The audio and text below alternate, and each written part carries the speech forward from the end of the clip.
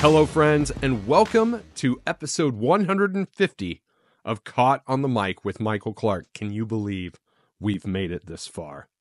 As promised, it's a special episode. I wanted to get the right guest, and I think I got him. From the late 90s until 2017, my next guest was the guitarist and founding member of a band you have all heard of called Taking Back Sunday. He was also the founding member of a band called the Movielife, and by many accounts in the Long Island music scene, everybody has something good to say about Eddie Reyes. We have a fantastic conversation. We talk about his new band, Dead Hands, as well as some different perspectives on life. I plan on having Eddie on the podcast again in the not too distant future. I hope you enjoy this episode. As always, listener and viewer discretion is advised. Eddie Reyes joins me on Caught on the Mic today.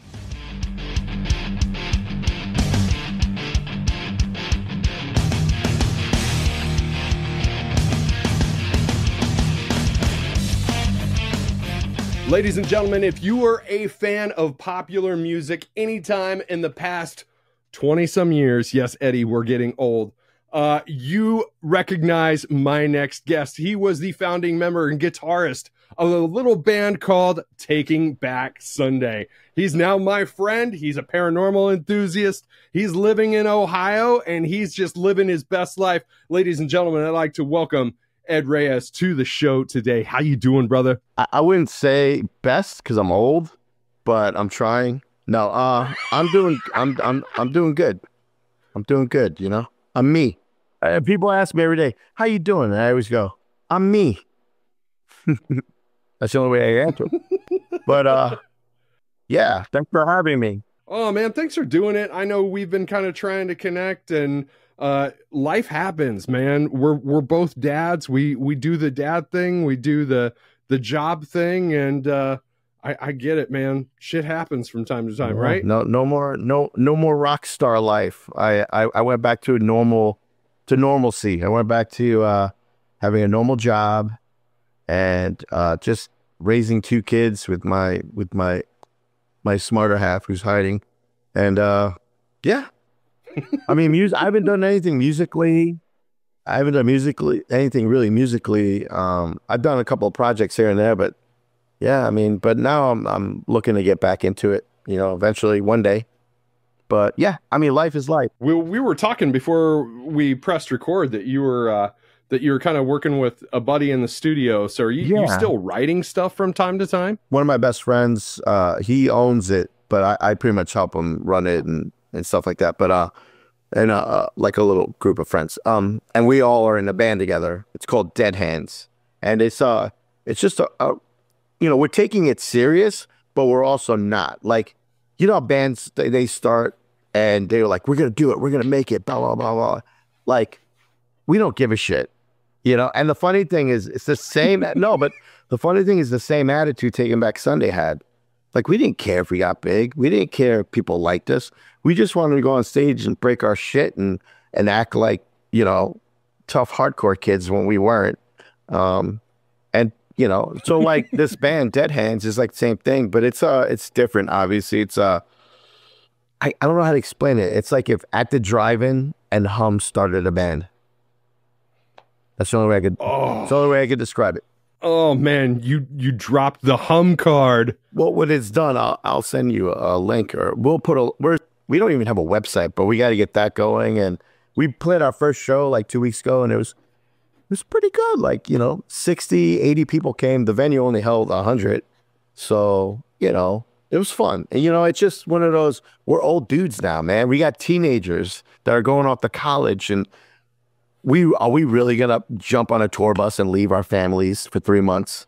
You know, those days are over with for me. Right. You know, yeah, we look at it this way. We're going to go out and play like a week of shows, come home, play weekends, go out, do festivals, yeah, stuff like that. Maybe a label will sign us, you know. I mean, that's if it happens. But if it doesn't, we don't care. People are still going to hear the music. We're going to put it out online. And yeah, like we're still mixing. Yesterday they were mixing. It's only like what 6 or 7 songs right now, but I think we're gonna slowly release them like little mini EPs online. But if you hear Dead Yeah. Hands, that's the band. But so yeah, I guess I am in a new band, but it's not like, it's fun. It's for fun. How about that? Well, it sounds like you're kind of taking it back to your origins a little bit. Yeah, I want to. And I love that, and that the DIY spirit. Dude, even the way we recorded it, we're all like in the same age group, me and my guys, except my one guitarist. He's a lot younger, but he's still older, has kids and all that. But we all miss that 90s vibe, that 90s hardcore, post-hardcore, shoegaze, when shoegaze was real, not these TikTok bands that think they're shoegaze. So we are purposely record. He's a great producer. He worked under Steve Albini. And so the way we're recording is just old school. We're using we're using guitar heads through cabinets. We're not running tape, obviously, but we're doing, we're trying to use less tricks. And the sound we're getting, we don't want perfect. You don't put it in hum and hear perfect, overproduced crap like Falling in Reverse. You hear real music, raw, and that's what we're doing. It's just raw, and that's the sound we're going for. We're going for that 90s, like Failure, bands like that, stuff like that, So let's kind of take it back to when you started, like your origin story. How did you get into music and playing in bands in the first place? Dude, sometimes I sit there and I go, man, I wish I could remember everything, but I do remember me and my best friend, George Fullen, who's also on Long Island. He's a legend, and he's known as General George. We actually had a record label together that we put out Saves the Days demo and all that stuff. Like, this is back in the early 90s. But so me and George, we used to go to this venue called the Sundance, and that's how I met a lot of my other old school hardcore buddies like Artie Shepherd and George Reynolds.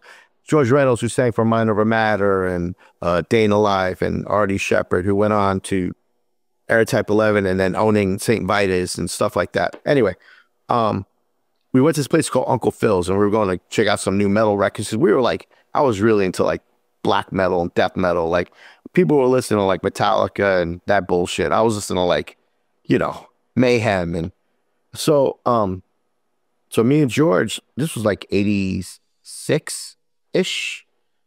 Me and George, or 87. So me and George, we went through this bin. It said $3 for a tape. So I pulled out a tape, and it was Dag Nasty, Can I Say? And I said, oh shit, I'm gonna buy this. This looks cool, looks different, cool little symbol. I have it tattooed on my arm. And then I saw a record that I wanted. This record was the band called Agnostic Front, Victim in Pain. So I was like, cool. And I bought those two. Those two records turned me into a hardcore kid. But more of a crossover kid, because I still love metal. So, it's one of those. But I mean, that's how it started for me. And then we started, I got my first guitar. We started bands. They were terrible.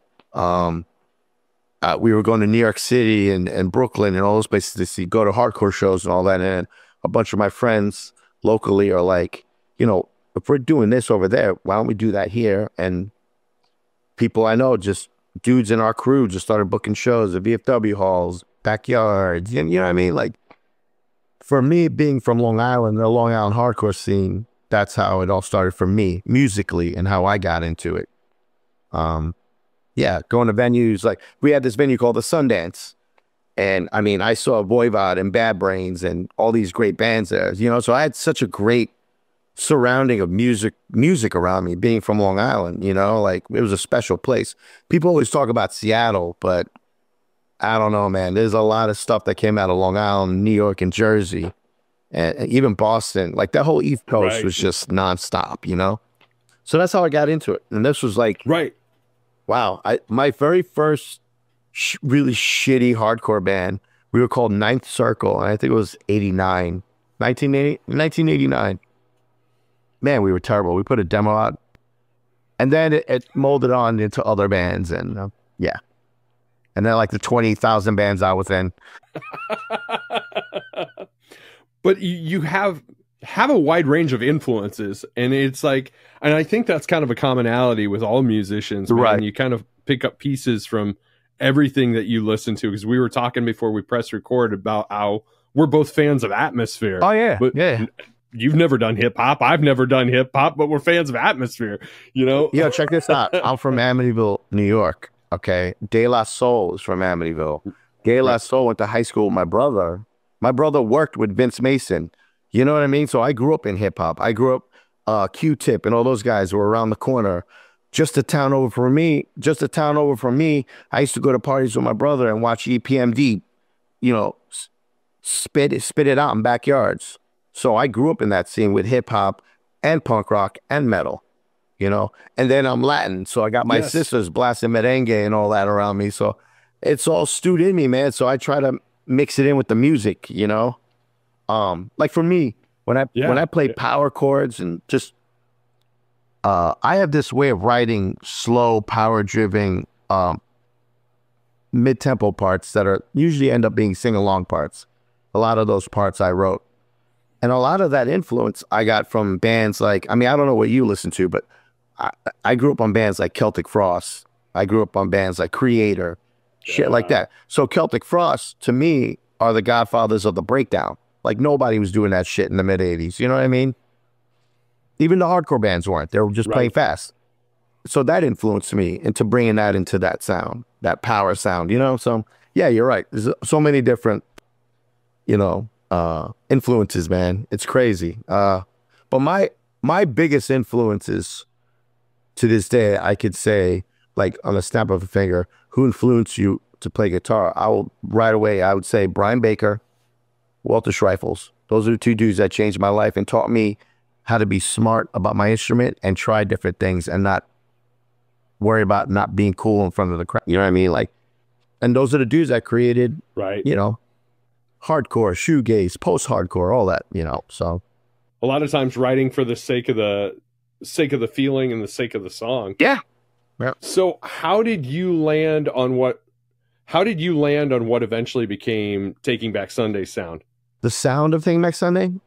Well, before Taking Back Sunday, it's just a thing that I wanted. Every band I was in this band called Clockwise, and we got pretty big on the East Coast. We didn't branch off like all the other bands, but we did good for the East Coast. Good enough that people remember us if you're from the East Coast. I remember us being like, George was my singer and Phil Hanratty was the guitar player singer, and he sang all the beautiful parts, and George was the hardcore dude, you know? And we were one of the first bands to do that. Not a lot of bands are doing that. And I just took that influence and carried it on to every other band I started. Then I started a band called Inside, big emo band. I mean, well, Mike Malamo did most of the singing. But then I started Movielife. And then I got this kid, Vinny Caruana, in the band, and I tried to incorporate that in there. And then when I started Taking Back Sunday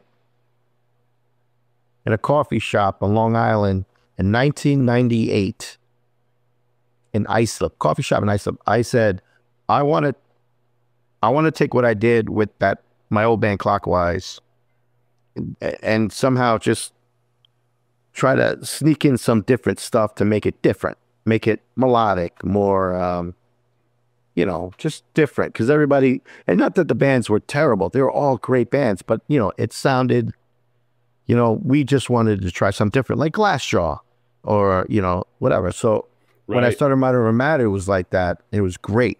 Not Modern Matter, Movielife. And Movielife was great, but it just, they were going that way, I was going this way. They carried it on. Love those guys. It wasn't a bad thing when we split off. And when I started Taking Back Sunday, that's what I wanted to do. I wanted to incorporate every piece of great band that I was in and somehow mold that into one band. And I think I did it. Oh, I think we did it, the finalized group of people, because, you know, I know Taking Back Sunday is known for Adam and Mark and Sean and me, but there were, you know, Steve There was, I could, Jesse Lacey. There were a million dudes that were in that band before those dudes were in the band. You know what I mean? So, Right. so all the great people I was surrounded by, they all had their input in it. So Taking Back Sunday is just a stew of different dudes from different styles of music, and it was just perfect. And I didn't know we were going to get big, but I knew that we were going to be good. I knew it was going to be fun as fuck. And yeah, it turned out to be that way. So if you had to pick a favorite era of that band, which one would it be? Taking Back Sunday? Yeah. Probably like I Tell Your Friends was awesome because we were young and well, I wasn't that young. I was youngish. They were young, but it was new. It was fun, you know, and people were liking us, and that feeling of knowing that you're going to go somewhere and people are there to see you was getting exciting. So for me, my favorite time, not that all the times were bad. I'm just saying for me personally, my nostalgic time is like towards the end of Tell Your Friends and probably like the middle of Louder Now. Because Where You Want to Be era was my favorite era. Like that was like, it's my favorite album that we ever wrote, and it's my favorite era of the band, you know? Even with even when John and Sean bailed on us, even though they bailed on us, you know, when Fred and Matt Romano got in the band, they brought a next level of life, you know? So it was good. That was a good era. I remember when you guys were about to release Louder Now, you did a show on Fuse where you basically played the album front to back. Yeah. And that is a core memory in my head. I remember that. I still had a VCR at that time, and I videotaped the thing. I took it to my band practice, and I was like, watch this, you fuckers. You got to watch this. It was so good. I remember that. Yeah. I don't know. I was just happy that the world was understanding, like, it's just a pile of ADHD, like crazy people making music. And then back in those old days on stage, we were also crazy and just, we didn't care, you know? And of course, after Louder Now, we blew up and we got big and we had to be professional and and then, you know, it was great, and you have to play arenas, and oh God, I'm sitting here whining about it. No, it was great. It was fucking blessing. But a big part of me deep down inside missed those shows where you could smell the people. You know what I mean? Like I missed those shows where it's so hot, everyone smells. Like I just missed those shows, you know? So that core of Taking Back Sunday before we blew up to massiveness was still big, but it was still those shows. You know what I mean? So as a father of teenagers, do they ever watch any of your old shit? Oh, yeah. Like, what's their thoughts about that past life? They think, you know, my kids lately have been reminding me on how I should be more confident about myself, because I lost a lot when I walked away. I wouldn't say I walked away. Let's just say I had to walk away. Right. I lost a lot. A lot of my soul died. A lot of my confidence. A lot of me. I felt like the world just forgot about me, the way I was swept under the rug, you know? So my kids, like, they saw their dad go through all that, and they went to dad. They grew up with it. They grew up on a tour bus. So, you know, they push a lot of confidence into me. They're really proud of me, and they always constantly tell me that I should think I'm a lot cooler than I am. And so it's like they've always, like, you know, I don't really get the my dad's a dork or anything. No, I get a lot of like inspiration and stuff. I'm sorry, it's my cat. Hey, buddy. Want to say hi? Say hi. Oh, shoot. Okay, you gotta go down. Oh. Anyway, but yeah. But my son is he's better than me at guitar. You know, like, he's got his own gear in his room, you know? So he's a sick drummer. He's a sick bass. That's what I was going to ask. He's a sick guitar player. And you know what's funny? Yeah. I didn't teach him a single ounce. Like, I didn't push it on him. He did all that on his own, you know? stealing dad's gear, sneaking it back to his room. And so proud of that kid. And my daughter is like, she's talented too, you know, like she's an artist, and she's more of a ukulele person. But yeah, I really cool, dude. I don't push, like, yeah, my kids are gonna listen to what dad listens to in the car on the way to school. I don't give a crap. But right, maybe that influenced them. But I never pushed anything on them. But my kids turned out to be the coolest kids on the planet. And I'm not just saying that because of my kids. Like, they're cool. It's so funny you say that, dude, because my daughter just started singing in a band herself. Oh, cool. She's 17. Yeah, and great. I was driving her back to her mom's house last night. Yeah. And that's the same exact thing that I said to her. I was just like, I didn't push this on you. You just found this on your own. It's in the DNA, man. Fucking cool. It's in the DNA. Right. Absolutely. Dude, I buried my mom a month ago. And, well, we had a funeral and all. I saw my nieces and my brother and my sisters. And I just looked around the room. And we're a close family. Even though we live far away, we're still very close. It's just a Latino thing, you know. We're always close. And I was looking around the room, and like, all my nieces are talented. One's a chef. One's designing clothes for Doja Cat or whoever. Like, one is an interior designer. One's an artist. My nephew shreds me in guitar. You know what I mean? And I gave him his first guitar. So it's cool. It's like, it's in the DNA, man, because my dad was cool. He was a hipster. And so was my mom. And if it wasn't for my brothers and my sisters, you know, like, listening to my brother just, you know, the music he would blast from his room, like, he's another big inspiration on me. So yeah, I don't even know where this conversation is going, but yeah. One of my favorite things about podcasting and learning about somebody else's story is being able to grab my own parallels, my own life parallels to some of the things they went through. And, you know, reading some of your past interviews, listening to some of your past interviews, when you parted ways with Taking Back Sunday, you had a lot of spirit in you that I had when I walked away from music. I was so disenfranchised with it. Mm-hmm. That's why I had to walk away from it. Like, I was on the precipice of my divorce from my first marriage. Like, I wanted to be more present for my kids, and it just, I couldn't. I found like I was having writer's block, and it was just like, it was time to walk away from it.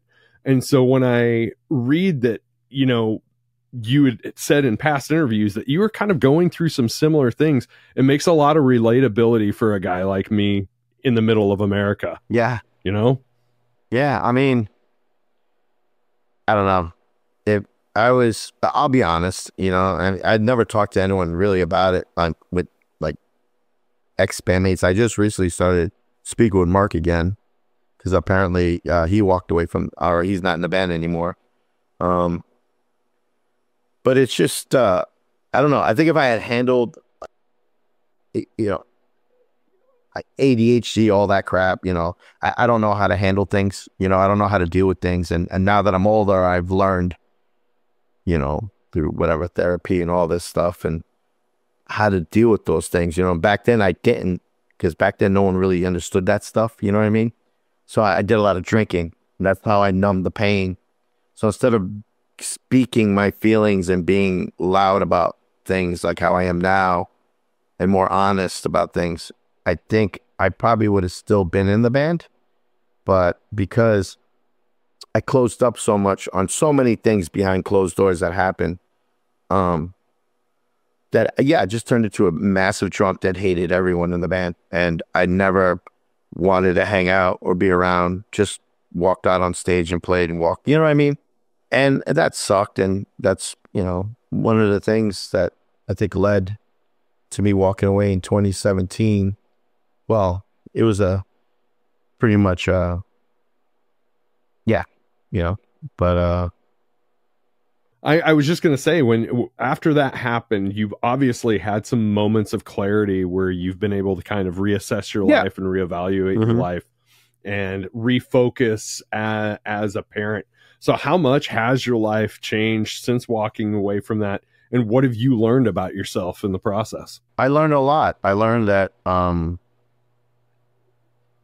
like, not seeing your kids grow, watching a relationship fall apart. You know, that lifestyle's great, but what's really important, what's the most important thing back at home, it's not. So what do you do? What's more important? This lifestyle, this music, this money, this fame, yada, yada, or your two kids are falling apart because their dad is, you know what I mean? So I chose that. Right. I chose that path, you know, and I went to rehab and I got off. I don't drink. Sober. I mean, sober-ish. I smoke weed once in a while, but I don't drink. I haven't drank in many, many moons, and I'm on the sobriety path with that, and it's just. And I'm not saying I can never go back to that life. I just know how to deal with it now. You know what I mean? Like I'm older. I'm an old man now. I'm wise. You know, so. Right. You know, so. Is there something about the age that you're at now where you're, no pun intended, but everything's kind of starting to feel new again? I mean, I wish that my wittiness and my intelligence that I'm at right now, like just my brain, the way it works right now, I wish it was like that back then. Because things would have been a lot different. You know what I mean? So yeah, getting older, learning about your, your disabilities and learning how to deal with that stuff and without medicating and all that. And I feel now I'm like so much wiser, and so like there was so much shit you had to worry about, and then now you're older. Who gives a shit? You know, like who cares? So I think now it's like, yeah, now that I'm older, I guess I'm just I'm just that grouchy old Muppet now. You know, the two old guys. I'm one of those guys now. Yeah, the guys up in the balcony. Yeah. Shit, yeah, dude. That's me. I say that about myself all the time too. Oh, that's me. I talk. Oh yeah, I talk so much shit. But anyway, But yeah. So you know, I'm still playing music. I'm still involved. I'm just I don't have that energy that I had when I was younger. You know what I mean? So yeah, I totally get that. So before we press record, let's talk about some of our other interests and common interests. You're into the paranormal, and I have a lot of paranormal guests on my show. My second episode was recorded at the Villisca Axe Murder House. I recorded it in the bedroom where the kids were found. So do you do anything on YouTube?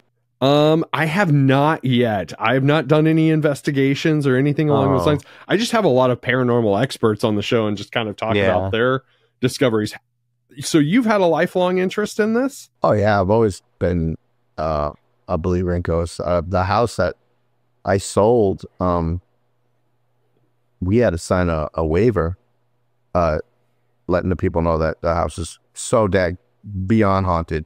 But it's not like a bad haunting. It was comforting. Okay. It was gentle, but it's there. But yeah, I mean, I've dealt with all that. I mean, I've gone on paranormal studies, and I have friends that do also have paranormal groups. And, you know, I mean, you cannot believe in that. I mean, you can't sit there and call yourself a Christian and believe in the Holy Spirit if you don't, and turn around and say you don't believe in fucking ghosts, you idiot. You know what I mean? So it's like, we're all made of energy, you know. Where does energy go? It goes somewhere else, you know. Hopefully, fucking we get to start over again or do it again somewhere else, you know. But so yeah, I'm a big plus I've seen shit with my own eyes, and it's you know, I think it's just growing up as a kid in Amityville, Long Island. It was like always having that spooky vibe around me, you know, like it just always made me, like I've always been into Bigfoot ever since I was a kid, and Loch Ness, even though I don't believe in Loch Ness anymore. I do believe in Bigfoot, 100%. But like ghosts and stuff, man, I've witnessed that shit with my own eyes, like full figure, like even now where we live is haunted. Building was built in 1901 or something, and me and my lady, we always see like bright flashes in the living room with all the lights out, and you'll see things. And the cats will stare at the walls, and you'll hear doors open and slam and someone walk down the hallway. My son's seen it. It's like, it's all around us. So how can you not be into it? You know, it's cool. It gives me something to look forward to. I can't wait to see how many fucking people I fuck with. It's going to be so much fun. Dude, have you been paying attention to what's been going on today? Speaking of weird shit, like, I guess they had congressional hearings. I don't know what's going on. Is it they finally admitted that alien, the UAP UFO stuff? They've already been here, dude. Let me tell you something. How the fuck do you think we got here? I'm sorry, I'm cursing so much, but I'm from New York. No, dude, that's okay, man. How do you think we got here? You think some guy with blonde hair and blue eyes put us here? No. The Anunnaki is a real thing. This planet is like, what, billions of years old? You know how many societies have lived here before us?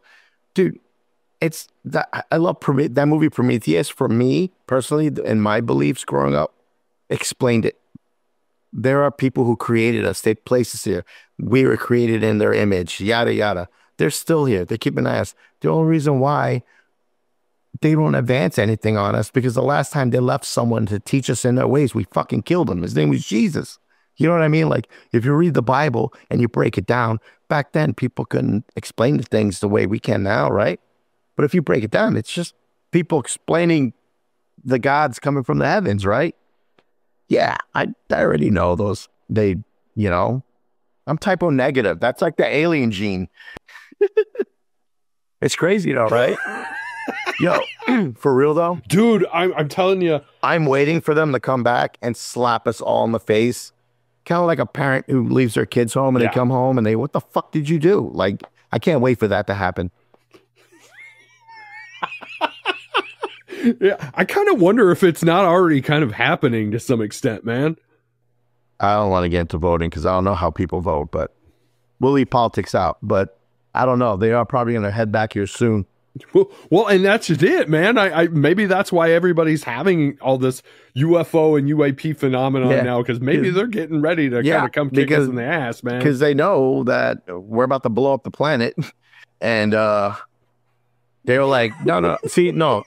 In all honesty, I believe there are a superior race, and we are from them, and they created us to put us here to work for them, to live.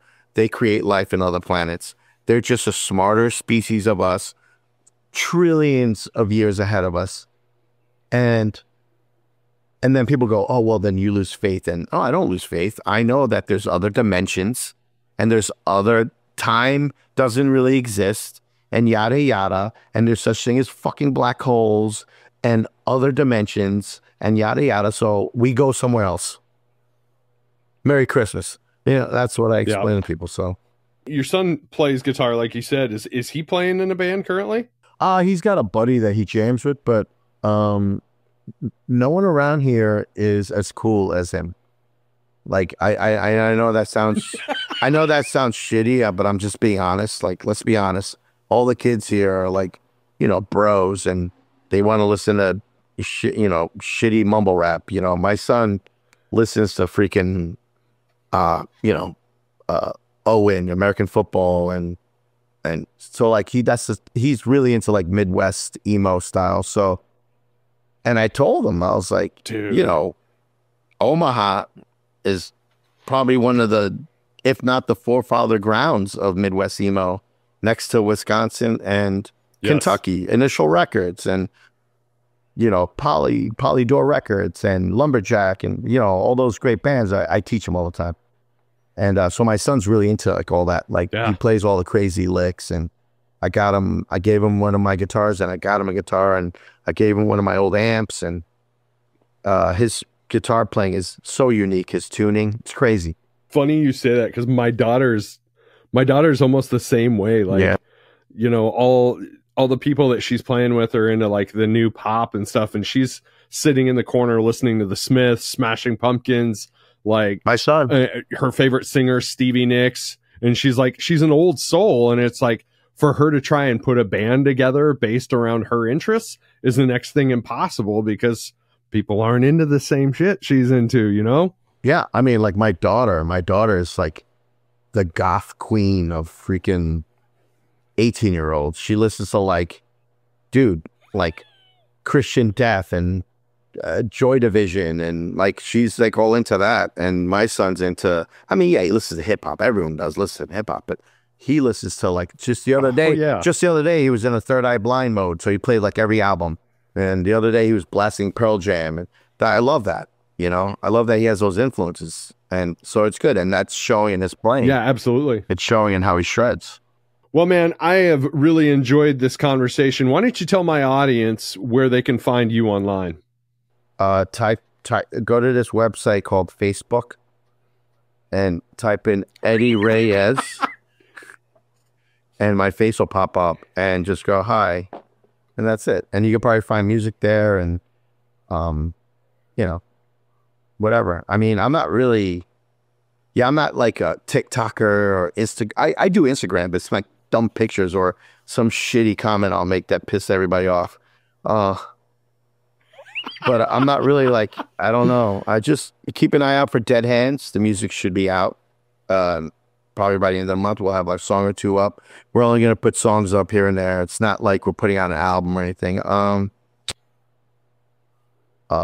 Yeah, I mean, if you're in town and I'm doing emo night, come down and say hi to me. So, I mean, it's not much to say. I love that, man. Keep believing in ghosts.